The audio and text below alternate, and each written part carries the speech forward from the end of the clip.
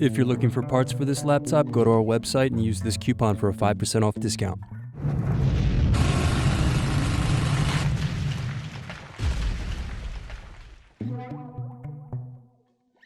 First unscrew, then use fingers to remove base cover.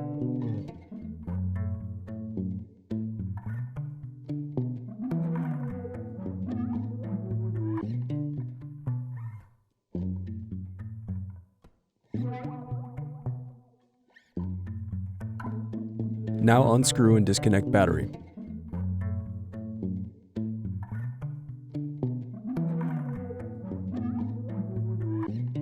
Then unscrew and remove heatsink.